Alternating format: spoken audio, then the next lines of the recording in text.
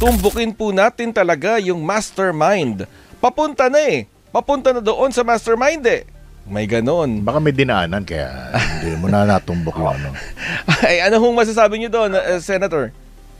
Siya nga po yung mastermind eh. Sabi nga ni Ombudsman Rimulya, siya yung nasa likod nito ni Yusek Bernardo at nitong mga Diskaya.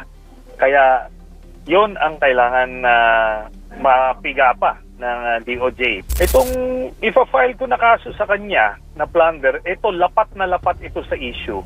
Inaward ni Duterte at ni Bongo dun sa kumpanya ng tatay at kapatid ni Bongo.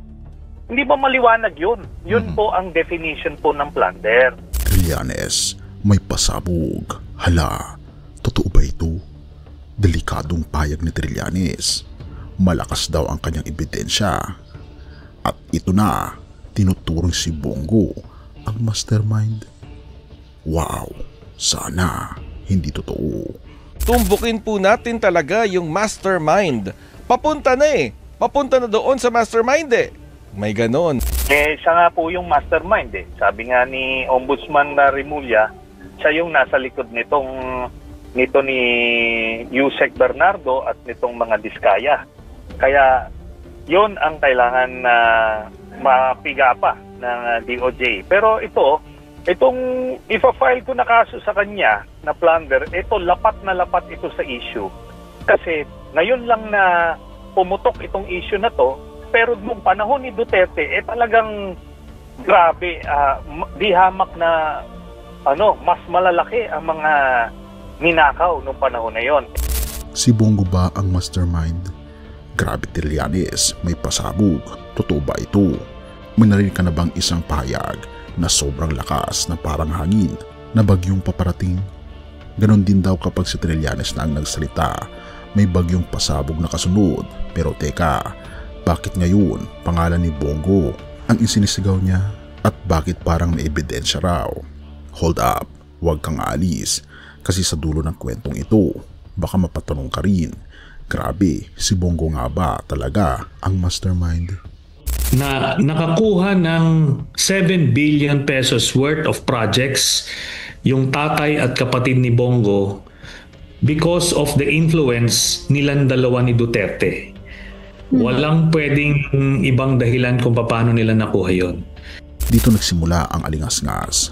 Nagsimula lang ito sa simpleng tanong. Pero ayon kay dating Senador Trillanes, hindi raw simpleng issue ang pinag-uusapan dito, kundi 7 bilyong pisong proyekto na umano'y napunta sa pamilya ni Bongo. Ang mas nakakagulat, sabi ni Trillanes, huwag niya kaming lokohin, wala namang makakakuha ng 7 bilyong pisong project kung wala kayong impluensya. Malupit no, pero teka, sabi ni Bongo, wala siyang kinalaman. Ito naman ang pahayag ni Bongo. Sa press con mahinahon pero matindi. I have nothing to hide.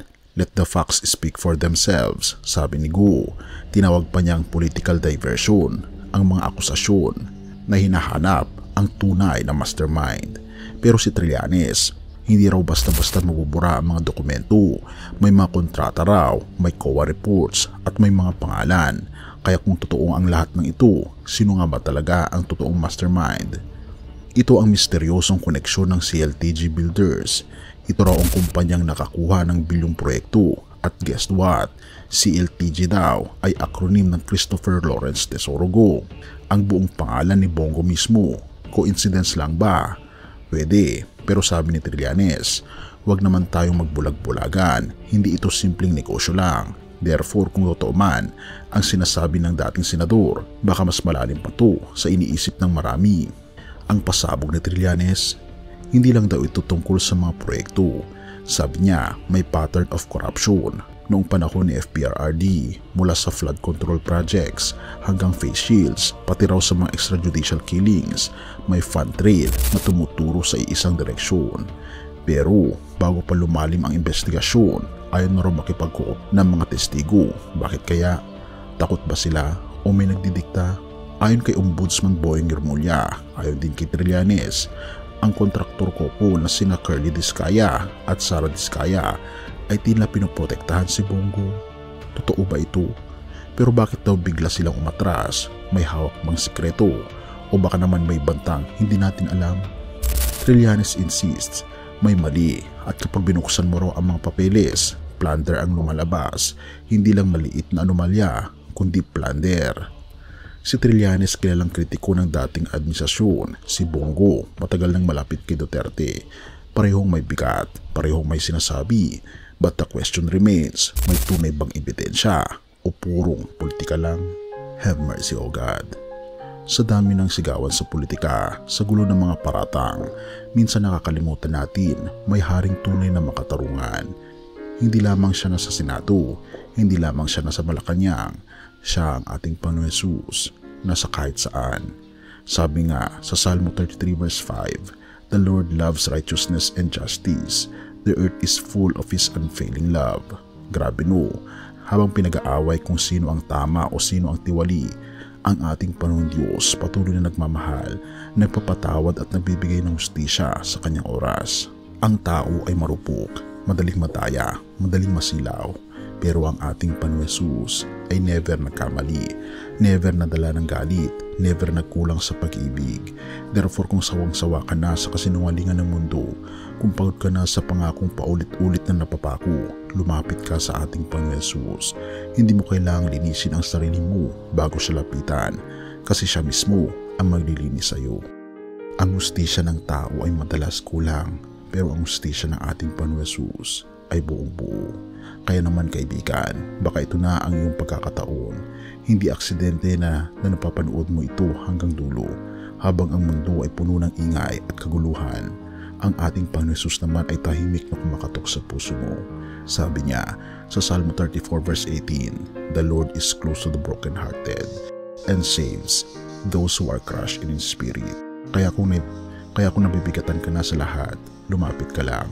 Ibigay mo sa Kanya ang lahat ng sakit, galit at pagod. Siya lang ang tunay na hustisya. Siya lang ang tunay na kapayapaan. Purihin ang ating Panginoong Diyos at tayo manalangin.